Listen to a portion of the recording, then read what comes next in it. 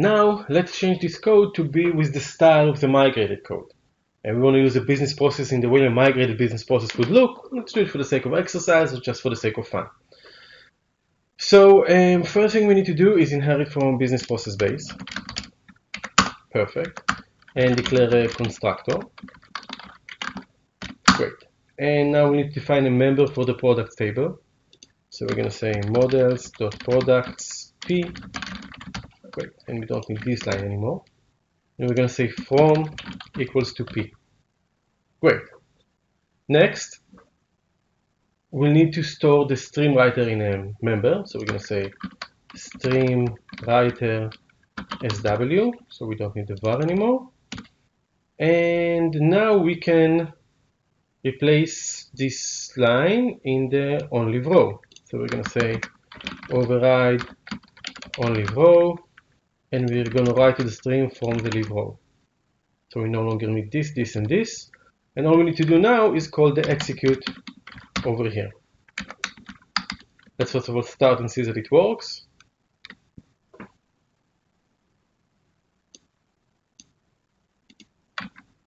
And let's have a look at our ctemp xxtxt. Perfect, this works perfectly.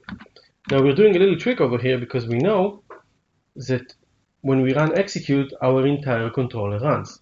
So the code will first of all go execute our constructor, then our run method, define the file.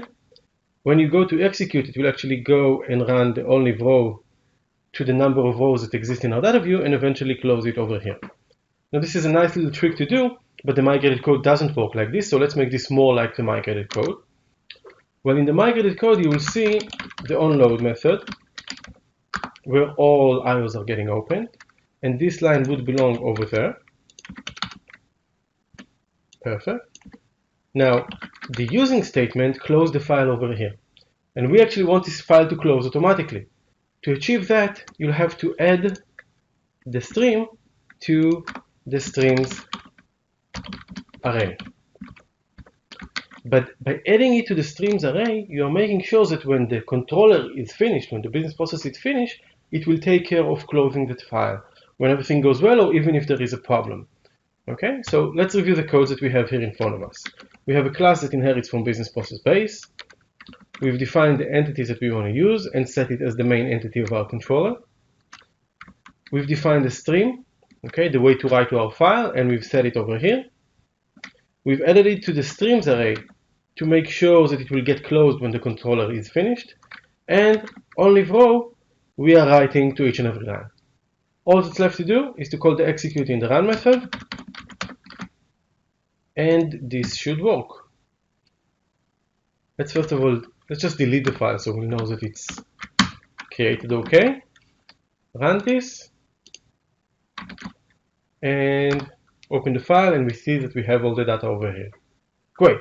So we can see how the migrated code of a business process would look, or if you want to work with a business process as a class and not as a method, this is the way to do it. You'll define the stream, you'll initiate it in the onload, and remember to add it to the stream collections to make sure that it will get collected once the task is completed. Add, move to using business process base. Let's see if the diff here shows us something useful. It's a bit too dramatic, so it's not really that useful for what we're seeing right now. And just to wrap this up, I want to go and look at an existing program. For example, let's go to print orders, and we can see that the same pattern exists over there. We can see that we have the IO defined. We can see that we are adding it to the streams collection, and we are writing on it to it in the group and in the live row. So the entire concept is consistent across all the migrated code.